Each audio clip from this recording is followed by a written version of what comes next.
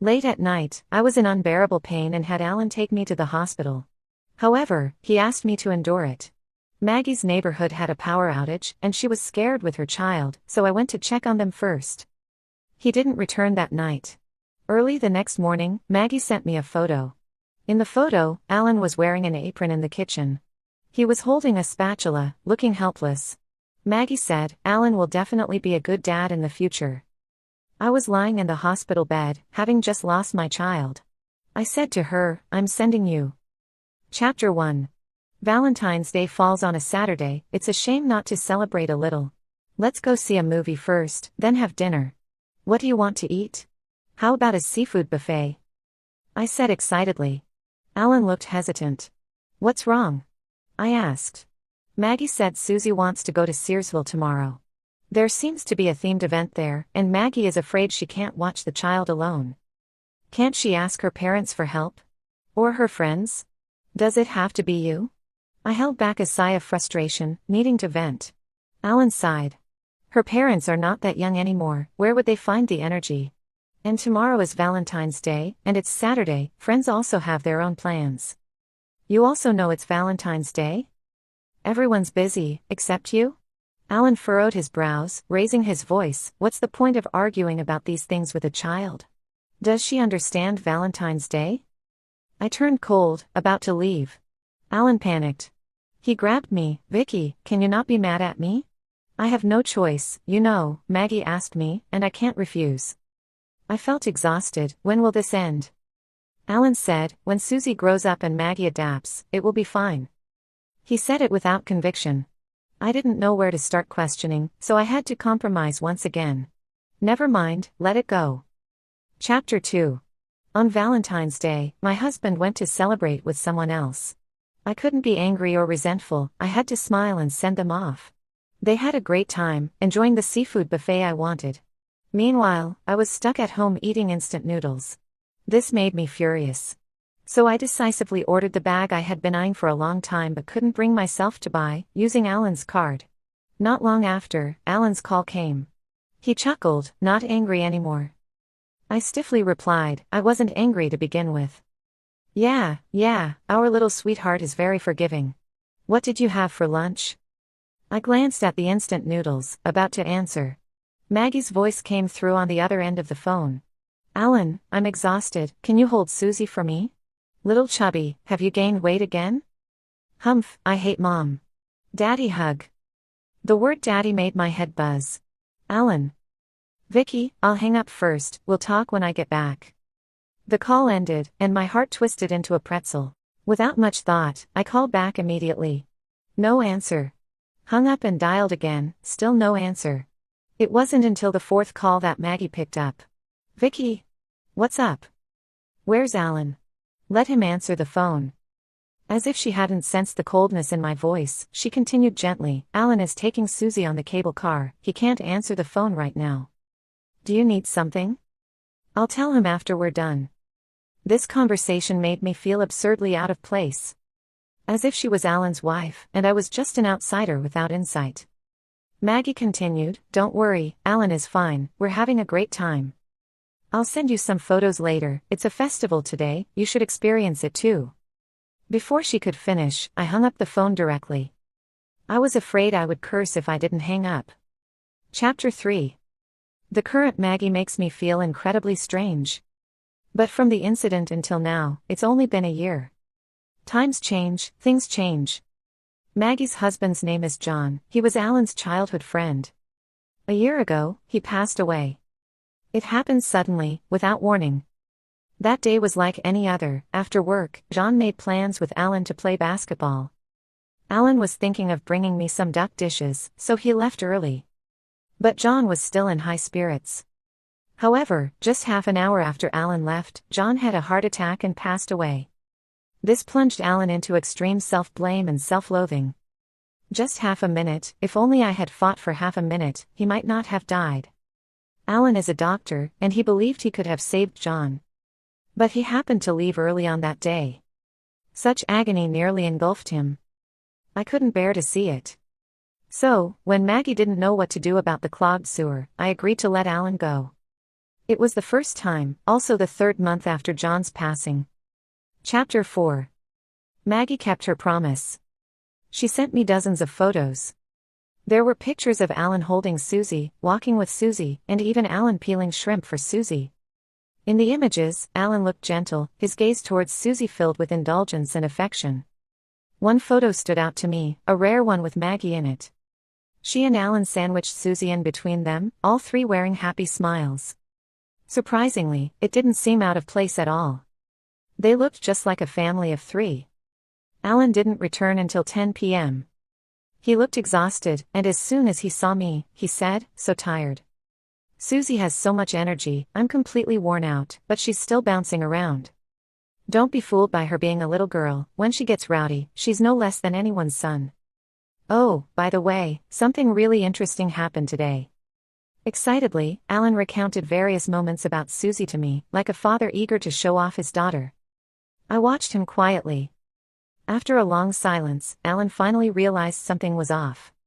"What's wrong? Are you angry?" I asked him. "Don't you have anything else to tell me?" Furrowing his brows, Alan couldn't hide his impatience behind his weariness. If there were a narrator, at this moment his inner voice would probably be, "What's wrong now? What do you want to say? Just say it." My already uneasy mood added another layer of obstruction. "Alan, why does Susie call you Dad?" Annoyed, Alan rubbed his temples. "She missed her dad, she asked if she could call me Dad for the day. What was I supposed to do?" No explanation, no comfort, no guilt. He threw the question back at me, just like he had many times before.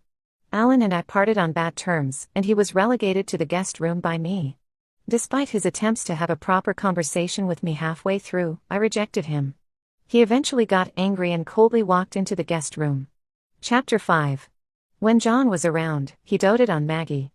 Everyone knew he was a slave to his wife. Later, when they had a daughter, he became obsessed with pampering her. Of course, Maggie had that allure. She was pretty enough and highly educated.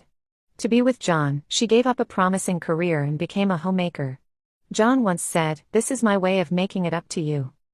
And he lived up to his words. In this way, he spoiled Maggie rotten. Maggie didn't know how to pay the utilities, so Alan taught her. But she exclaimed, "It's so difficult." Helplessly, Alan replied, "I'll pay them for you from now on." Maggie couldn't cook and almost burned down the kitchen once. Alan had to drop his work and rush over. Later on, he started ordering takeout for Maggie. Can't she order for herself? Just something I do. When the lights in the house went out, Maggie didn't know what to do. She could have called an electrician. A single mother, it's unsafe to let a stranger in. One time, while Alan and I were catching up on overdue assignments, we were both in the groove when Maggie called. Susie vomited. "What do I do? Alan, help me." Without a second thought, Alan got dressed and left, without even giving me a chance to grab a blanket. It turned out Maggie had fed Susie snail noodles. The child, not even fully grown, was rushed to the hospital due to the spiciness. Maggie couldn't handle taking the child out alone, whether for a fun outing or when the child fell ill. Alan was always at her beck and call. He took on John's responsibilities. This helped him gradually calm his mind. I knew he was making amends. But this process of atonement was making me more and more uncomfortable. I felt like I was reaching my breaking point. Chapter 6. I was getting ready to talk to Alan. But when I woke up in the morning, he was already gone. There was breakfast on the table, packed in a thermos. There was porridge, buns, and eggs. There was also a note on the side, "Vicky, I'm sorry for yesterday when I had a bad temper and shouldn't have spoken to you like that. I know you've been understanding and accommodating me. Can you give me a little more time?" After a long silence, I quietly ate the breakfast. Alan was really busy. When I called him, a nurse answered and said Alan was in the operating room. 1 surgery in the morning, 2 in the afternoon, there was no way he could leave on time. Since I wasn't busy today, I decided to prepare some food to take over. It had been a long time since I last brought food for Alan. Not that I didn't want to, but our recent conflicts were becoming more and more frequent. When I arrived at the office, I greeted the nurse. She stared at me wide-eyed, even stuttering in her speech. At first, I didn't pay much attention, but when I pushed open Alan's office door, I finally understood. Apparently, they thought I had come to catch Alan cheating. There was Maggie, sitting in Alan's office chair without shoes, playing games on her phone with Alan's coat draped over her legs. On the desk was a box of cupcakes, already half eaten. How should I feel? Not so surprised, not very shocked either. But my heart couldn't help but sink deeper and deeper. Vicky, you're here. Have a seat, make yourself at home. Want a cupcake? Alan bought it for me, he was afraid I'd get hungry. Chapter 7. Maggie has been feeling down lately. Being alone at home can lead to overthinking. She just wanted someone to eat with her, I couldn't say no. This was the explanation I waited for an hour to hear. I was finding it harder and harder to see where Alan's boundaries lay. Today you can bring her to the office, tomorrow are you going to take her home? The day after, should we just give her half of the bed directly? Alan frowned. What nonsense are you talking about? I sighed. Sometimes, we bring some of the troubles upon ourselves. When you asked me this morning if I could give you some time, my answer is, I can't. After saying that, I stood up to leave. Alan grabbed my hand. What do you mean? Alan, either you kick Maggie out of our lives, or I kick you out. Your choice. He glared at me, his eyes burning. Are you really going to force me like this? I gritted my teeth. Force you? You were the one who said you'd give her and the orphan 20,000, and I didn't even hesitate to agree. For the past half year, because of Maggie, I've been living in a widowed marriage. What more do you want from me? Alan, I've endured enough. It's time for you to make a choice. I don't understand. Alan growled. John is gone. I just wanted to help him. Why does it make you so unbearable? There's nothing between me and Maggie. Why are you overreacting? I looked at Alan disappointedly. I never knew he could act so clueless when he clearly understood. Let go. Alan's face turned cold, gripping my hand with more force. A wave of nausea swept over me. I said let go. In the struggle, I finally turned my head and spat out. Nervously, Alan hugged me. What's wrong? Are you feeling unwell? Breathing heavily in discomfort, I spitefully said, I'm fine, it's just your words that disgust me. Alan's hand tightened abruptly, causing my shoulders to ache. Chapter 8. Alan and I entered a cold war. But he seemed to have changed. He still left early and returned late every day.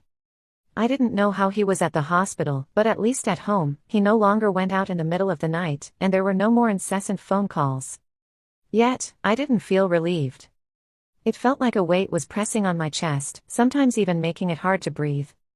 I didn't know what was wrong with me. I'm not a particularly emotionally sensitive person, or else I wouldn't have kept indulging Alan time and time again. But Maggie managed to push me to this point. She really had some skills. One day, feeling restless, I lay on the bed. In a daze, the bedroom door opened, and Alan walked in. After a while, the space beside me sank, and Alan wrapped me in the blanket. I opened my eyes. He buried his face in my back. Muffled, he said, don't be mad at me, I'll change. He said he wouldn't let Maggie go to his office, he wouldn't order meals for Maggie anymore, he wouldn't go to Maggie's house alone, and if he had to, he would go with me. He promised he would remove Maggie from our lives. So, when Maggie called him again, saying the pipes at her place burst and she didn't know what to do, I went with Alan to her house. Maggie opened the door quickly, drenched all over, wearing a bright red silk camisole that was sticking to her body due to being soaked. Even the outlines were clearly visible. Before I could react, she had already hugged herself and started screaming. As if I were the opposite sex that needed to be guarded against. I turned cold, grabbed Alan, and walked away. How many times is this now? What number is this? How many times has she exposed herself in front of you? Alan fell silent. I just came to help. Why does it sound so disgusting coming from you? It turns out I was the disgusting one. Alan, let's get a divorce. What? I suddenly feel like you're a bit dirty, don't even know when you got dirty, too stubborn. Chapter 9. In the end, Alan didn't go up again, but he still contacted the property management. See, how easy was that? We returned home in silence. Alan said, Vicky, let's talk. I shook my head, too tired, engulfed by exhaustion inside out. Tomorrow, okay. I fell into a deep sleep. In the middle of the night, I was awakened by a piercing pain in my stomach. It hurt too much, sweating cold. Alan, Alan. I murmured, not even sure if I made a sound. At that moment, Alan pushed open the bedroom door and walked in. In severe pain, I didn't notice that Alan was already dressed neatly. I grabbed his hand. "Alan, my stomach hurts, take me to the hospital." But Alan interrupted me. "Stomach ache? Vicky, bear with it, I'll come back and take you later. There's a power outage in Maggie's neighborhood. Susie is terrified and crying hysterically, a bit traumatized. I have to go check on them. Alan, take me to the hospital." At that moment, I didn't know how serious it was, I just instinctively felt like I had to go to the hospital. Alan pushed my hand away. "Be more sensible, Susie is John's only child in this world, do you have to compete with her?" With that, he left without looking back. Ignoring my ghastly pale face, ignoring my desperate pleas. My heart sank to the bottom. "Ah!" I cried out in agony, lifting the blanket, a pool of bright red. In the end, I called a DD ride for the neighborhood. They didn't mind if I dirtied their car. The couple took me to the hospital. I had a miscarriage. My first child came and went without a sound. I asked the doctor for the reason. The doctor comforted me. "This is your body making a decision for you. You are not suitable to carry this child now, it is protecting you. So that's how it is." In the end, it was myself who could protect me. Later on, I fell into a deep sleep, waking up a few times in between, casually replying to a message from Maggie. When I opened my eyes again, Alan was standing by my bed. His face was pale, his eyes bloodshot. I wasn't surprised to see him there. This was their hospital, and many doctors had seen me. Someone must have informed him. Trembling, Alan grabbed my hand. "Vicky, it's all right, we can have another child." I coldly pulled my hand away. "Alan, let's get a divorce." His face twitched. "Vicky, it's my fault, I was wrong. I didn't know it would be so serious. Vicky, I beg you, give me another chance. Alan, let's get a divorce." Alan didn't agree to the divorce. After being discharged, he brought me back home, taking care of me attentively and sincerely, even taking time off work for it. I accepted his care calmly. I lost his child, it was his duty. Moreover, he is a doctor, he knows how to take care of someone better. It was during this postpartum period that I found out Alan could cook. But he didn't learn from me, and it wasn't the first time he cooked for me. He said a lot of things to me. He begged for my forgiveness. Said he would change. He said he wouldn't bother with Maggie anymore. He wanted to live well with me. But I had already given up on that idea. People, until the last straw is pressed down, are always unwilling to admit defeat. Why didn't I leave earlier when I knew he would be like this? Because of feelings. If these feelings don't fade to nothing, how can one bear to leave? Now, there's nothing left. The only thing I could say to Alan was, "Let's get a divorce." He slumped, he was in pain, he was helpless. Maggie found me at this time. She said she wanted to talk to me. So, while Alan was out grocery shopping, I invited her over to the house. Maggie has always been good-looking. With her Chanel-style dress, perfectly styled hair, exquisite makeup, and manicured nails. She said, "I'm sorry for making you lose the child." I chuckled. "If you admit it like that, I should call the police." Maggie's face stiffened. "Just say what you want to say, you don't have much time." After a long silence, Maggie spoke up, "Give Alan to me. Without Alan, I can't go on. I'm different from you, you have a job and abilities, but I've gone off track with society, I still have a child, only Alan can take care of us." I didn't really understand Maggie. She was a graduate of a prestigious university and had worked for Fortune 500 companies. Why did she end up like this? Of course, that's not my concern. I looked her up and down. I've already mentioned divorce to Alan, but he disagreed. "It seems like you want to cling to him, you'll have to try harder." Maggie left. When Alan returned, I brought up divorce again. He quietly glanced at me, as if he hadn't heard. He turned and went into the kitchen. Chapter 10. Divorce is not an easy thing. If an agreement can't be reached, then a lawsuit must be filed. But lawsuits are such a hassle, time-consuming and exhausting, it's better to wait for a third party. Thinking this way, I didn't feel rushed. Perhaps I had pushed Alan to the edge. He stayed by my side continuously and even took a day off to be with me. "Anthony has a new place, inviting us over to warm the house, do you want to go with me?" I flipped a page in my book. I'm not going. Then I'll go grab a bite and come back. Okay. After saying that, I focused on my book. But when I finished a page, the person standing beside me hadn't moved. I lifted my head in confusion. Is there something else? Alan's face looked pale. He forced a smile and shook his head. What do you want to eat? I'll buy it for you. No need. Then I'll go. I'll be back soon. Once he closed the door behind him and left, I put down my book. I closed my eyes wearily and let out a sigh. I knew what Alan was hoping for. He wished I would nag a bit more, like in the past, reminding him not to drink, drive slowly, and come home early. But he didn't notice that each time he came home late for Maggie, I withdrew my reminders. It wasn't about being able to let go, but more about being stubborn most of the time. If I don't contact you, will you reach out to me? If I don't call you, will you know I'm upset? I pretended to be magnanimous, hoping you would see through my facade.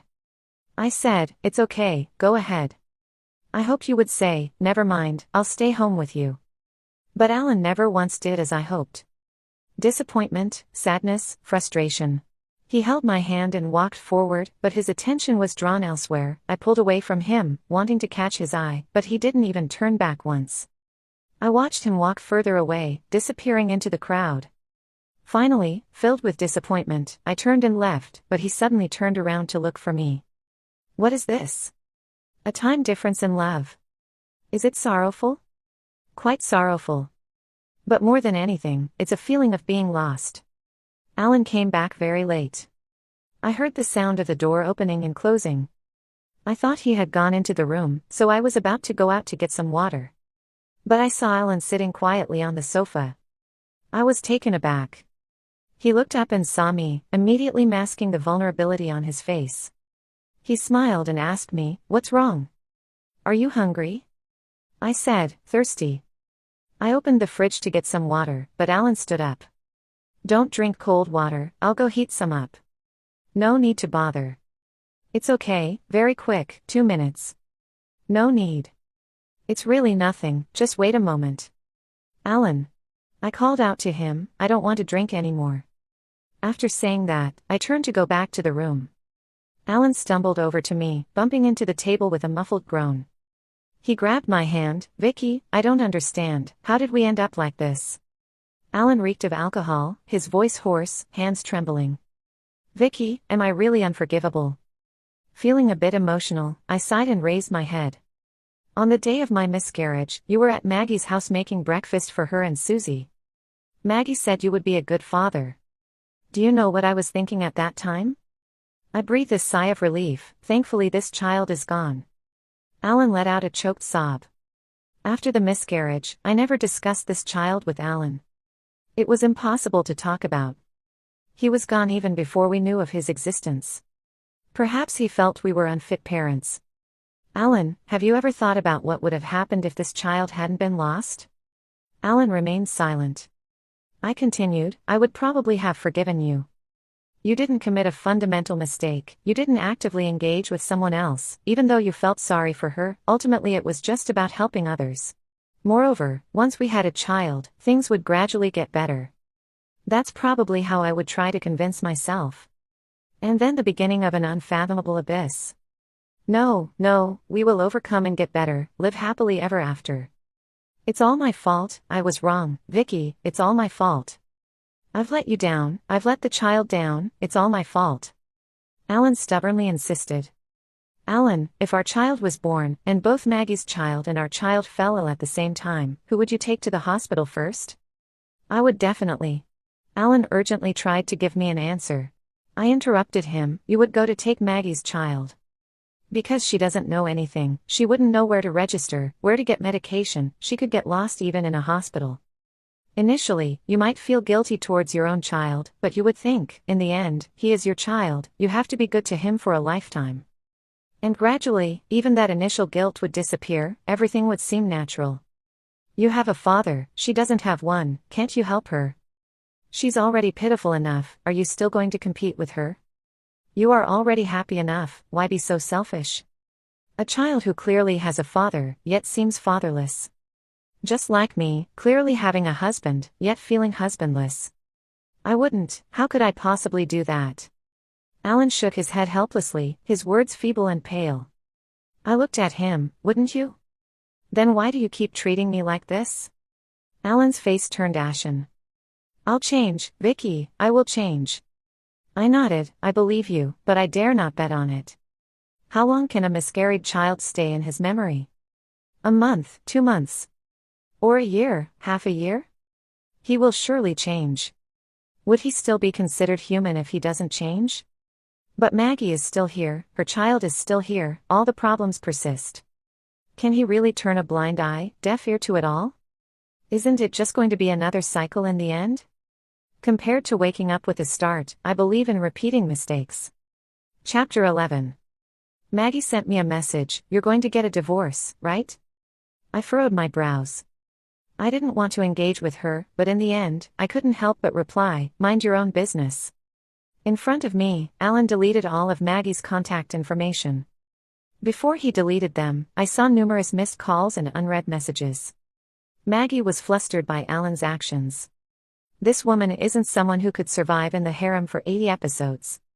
A couple of days ago, John's father was hospitalized due to high blood pressure. I heard that John's wife personally took care of him. How touching. But where would Maggie find the ability to care for others? She can't even take care of her own child properly. However, this might be the only way she could get close to Alan. Combining her messages to me, her intentions were clear. But I didn't expect her to act so quickly. That night, Alan didn't come back on time. In the early morning, Maggie sent me 2 explicit photos. She and Alan had been in bed together. In that moment, I had only one thought in my mind, as expected. Chapter 12. I waited for Alan all night. The next morning, I opened the door to find Alan leaning against the wall. I didn't know how long he had been here. But the cigarette butts all over the floor indicated it wasn't a short time. He looked up at me and forced out an awkward smile. Vicky, are you hungry? What would you like to eat? I'll make it for you. I shook my head, you're mistaken. You should say to me, Vicky, let's get a divorce. Alan's expression faltered, you already know. I remained silent. He took a step forward suddenly, trying to grab me. I stepped back repeatedly. Stiffening in place, he weakly said, I drank too much, Vicky, I didn't mean to, I was just drunk. I was tired of his self-deception. Alan, you're a doctor. Are you going to tell me that alcohol can control others to do things they don't want to do? Is it really at that point? Alan, it's just alcohol. I don't believe in drunken mistakes, I only believe in using alcohol as an excuse for promiscuity. Alan clenched his fist. Was it intentional, right? What? Maggie showed me your chat history. You actually wanted her to do something, you were just waiting for me to make a mistake, right? Disappointment reached its peak, people can actually laugh it off. So, I was just waiting for you to make a mistake. Fortunately, I didn't forgive you. Chapter 13. Alan and I got divorced. He left with nothing, giving me the money, house, and car.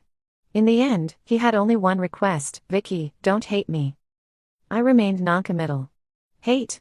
Where did such intense emotions come from? I wrapped the car in film, changing the stable black to a flashy red, including the interior, such as the seat covers. The whole car looked rejuvenated. That day, I found Alan's fitness equipment in the cabinet. He had bought it and never used it, too busy with work at first, then with Maggie. So, I passed it on to the high school student downstairs. He was very happy, and his mother even gave me a bag of tomatoes.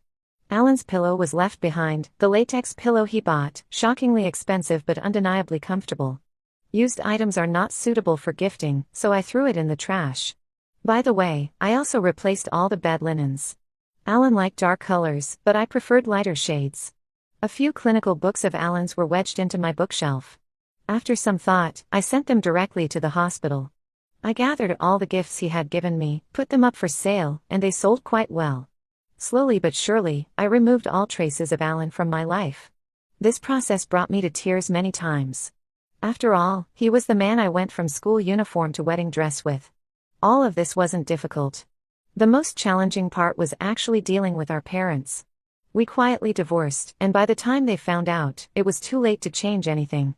His mother and my mother both cried in front of me. One scolded me for being impulsive, the other scolded her son for being immature. I explained the conflicts between Alan and me to them but kept the fact that Alan and Maggie slept together hidden. This was to give each other some dignity. But Maggie didn't want this kind of dignity. She forced herself into Alan's home.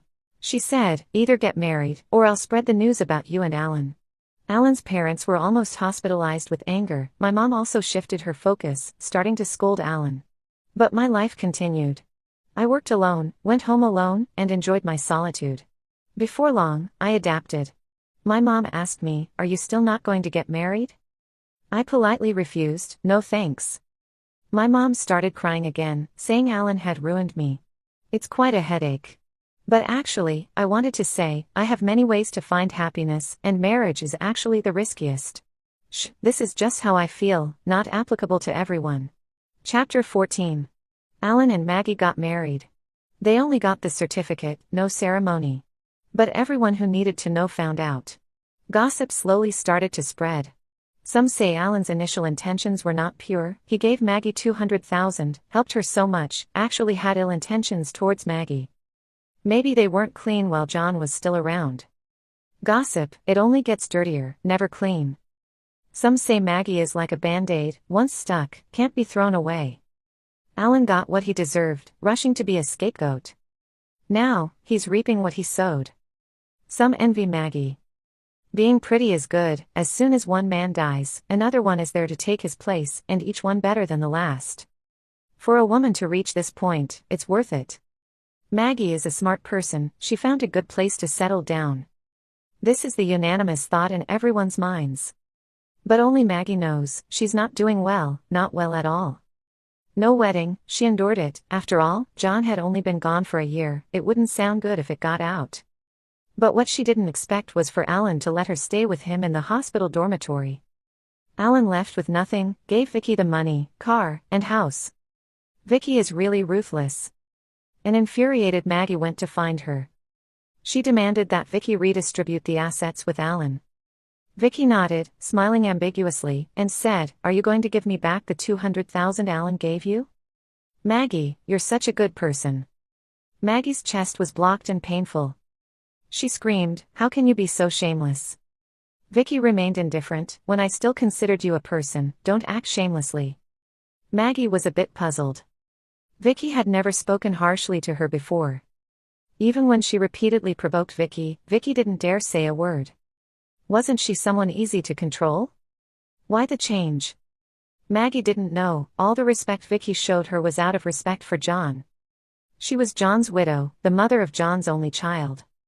Respect the deceased. Not just Vicky, everyone else was the same. Those who associated with Maggie, those who made things convenient for her, all because of John. Including Alan. Everyone had changed. The women who used to go shopping, get their nails done, and hang out with her all cut off contact. Maggie, infuriated, demanded to know the reason.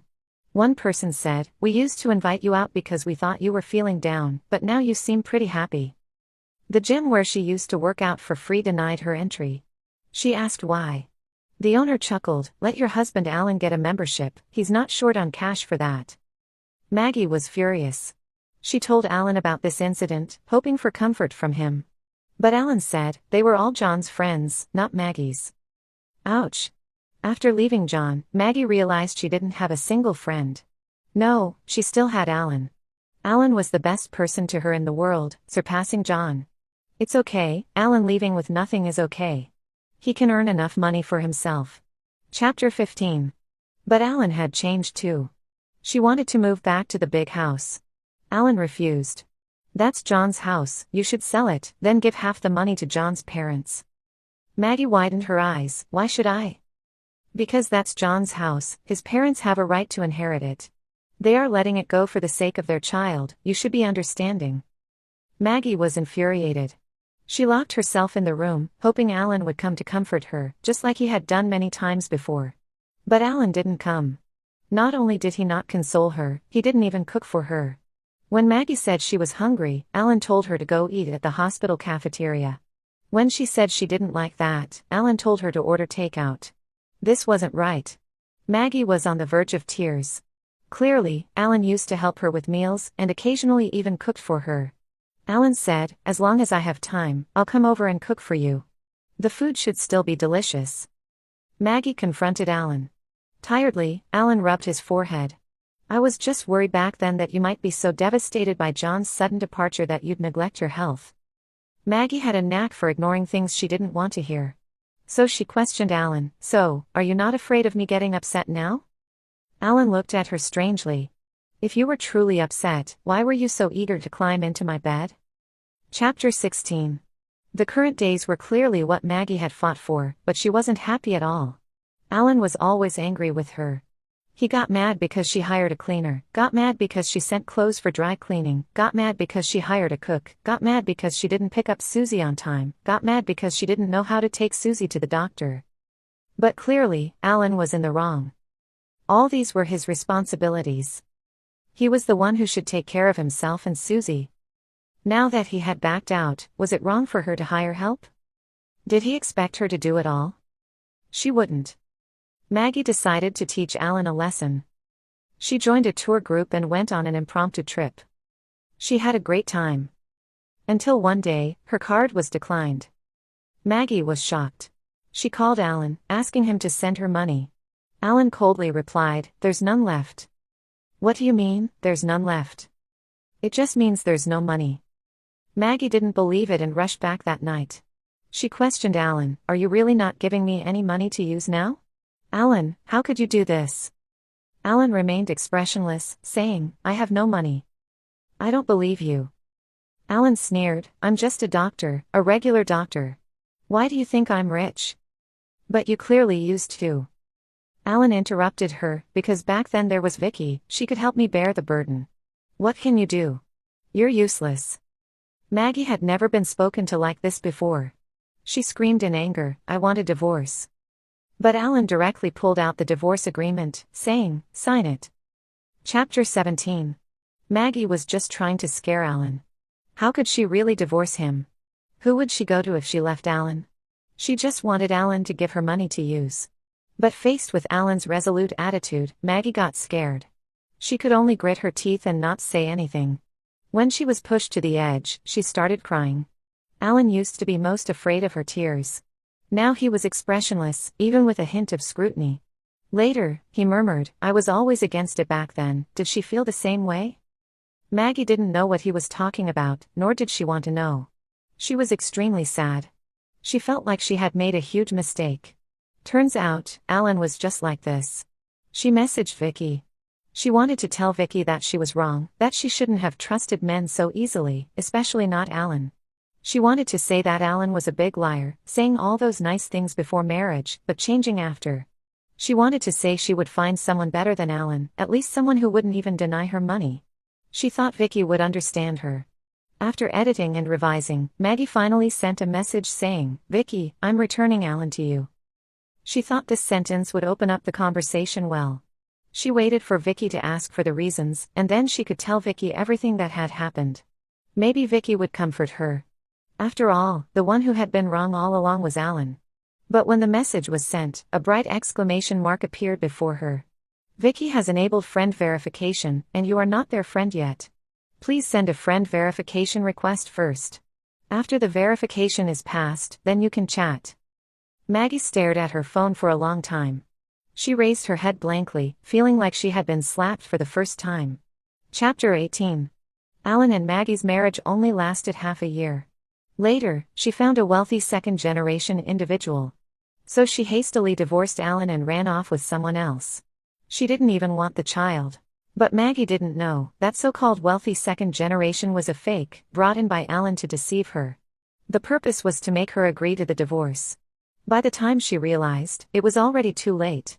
Alan sent Susie back to John's parents' house. Because of his affair with Maggie, he had already fallen out with John's parents. Not only John's parents, but also others.